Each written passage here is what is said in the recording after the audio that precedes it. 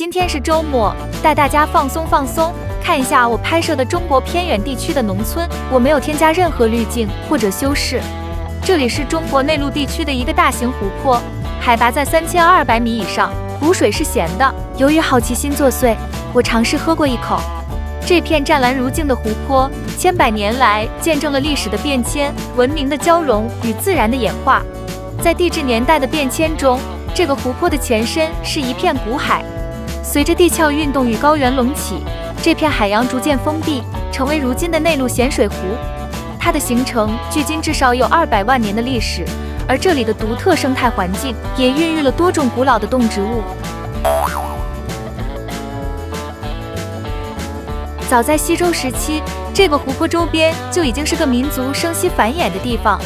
先秦时期，湖区为羌族、戎族的活动范围，汉代后逐渐纳入中原王朝的视野。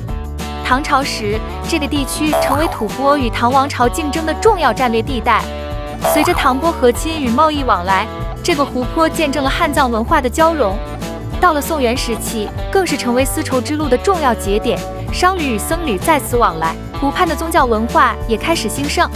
明清时期，湖泊周边的藏传佛教寺院不断发展，诸如塔尔寺等佛教圣地与湖泊相辉映，使其不仅是自然奇观，也是精神信仰的象征。同时，清政府对这个地区加强管辖，湖区成为蒙藏与汉族交流的重要枢纽。20世纪以来，由于环境变迁和人类活动的影响，湖水面积曾一度缩小，盐度上升。进入21世纪后，随着生态环境的保护力度加强，湖泊面积稳定在4500平方公里以上，湖区的动植物资源也得到了一些恢复。湖泊周边的藏族牧民世世代代生活在这片苍茫的土地上，他们逐水草而居，赶着成群的牦牛和绵羊，在云雾缭绕的草原上放牧。晨曦洒落在毡房顶端，酥油茶的香气弥漫在空气中，老人转动手中的经筒，口中低声诵念古老的经文，仿佛是在与天地对话。他们的信仰深植于每一寸土地。这个湖被视作圣湖，每年都有成千上万的信徒徒步转湖，以祈求福报和轮回的净化。佛塔、玛那什、五彩经幡在风中猎猎作响，仿佛诉说着千百年来未曾改变的信仰之音。湖边的藏族牧民不仅守护着传统，也在与现代世界接轨。曾经，牧民们的财富以牛羊的多少来衡量，如今手工艺品交易、生态畜牧等新的收入模式，让他们的生活方式悄然发生变化。但是他们依然在朝圣、转湖，依然敬仰着天地神灵，但同时也开始驾驭摩托车，使用智能手机，将高原的故事分享给世界。他们的生活就像湖水一样，在古老与现代之间流转。这里不仅是藏族的家园，也是回族、蒙古族、土族、汉族等多个民族的聚居地。这里的文化如同湖水一般，汇聚成一片独特的风景。回族的集市上飘来阵阵手抓羊肉和烤馍的香气，藏族的喇嘛在晨曦中吟诵经文，蒙古族的牧民在草原上策马奔腾，汉族的商贩带来远方的丝绸与陶器。寺庙、清真寺、传统藏寨错落分布，信仰在这里交错，文化在这里交融。在这片土地上，故事从未停止流传。每年7月，湖畔的祭湖仪式吸引着无数信徒与游客，湖面上漂浮着五彩的哈达，人们吟唱着古老的颂歌，祈求风调雨顺。而在某些夜晚，湖面雾气弥漫，月光映照在水波之上，仿佛湖中藏着未解的神秘传说。有人说，这个湖泊是天地之间的一扇窗，湖水深处藏着未知的秘密。也有人说，它是神灵的居所，每一次潮起潮落，都是大地脉搏的跳动。无论是信仰虔诚的朝圣者，还是探寻未知的旅人，来到这里的人都能在湖水的倒影中看到属于自己的答案。这里不仅是一片自然奇观，它是一部活着的历史，一首流动的诗篇，一座多民族共生的奇迹之城。在这片土地上，每一阵吹过草原的风，都是千年故事的回响。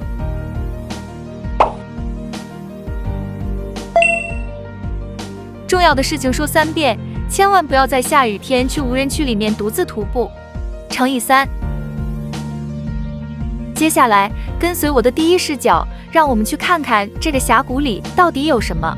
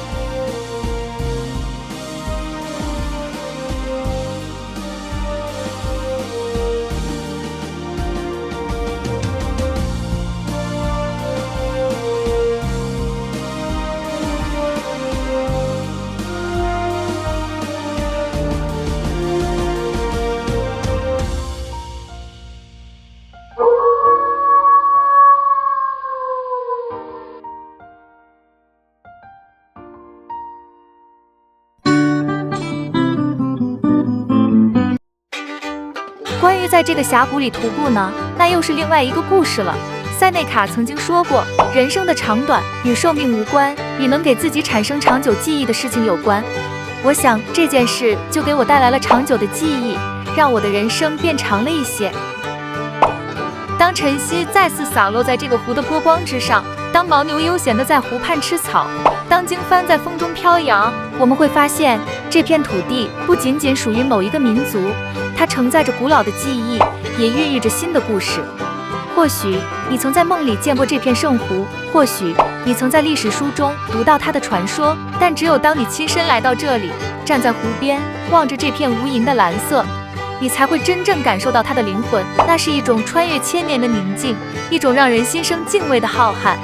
这个湖泊不只是湖，它是天地之间的一道光，是时间沉淀的见证，是文化交融的缩影。这里的故事还在继续，每一片湖水都倒映着历史的影子，每一座草原都见证着信仰的虔诚。如果你也曾向往远方，如果你也想触摸那跨越千年的神秘，那就来吧，站在湖畔，让湖风吹拂你的脸庞，让这片神圣的土地将它的故事轻轻讲述给你听。说了这么多，你能猜到这个湖泊的名字了吗？这是我在湖泊周围的泉眼所拍摄的。本地人说，这里面的水是神圣的，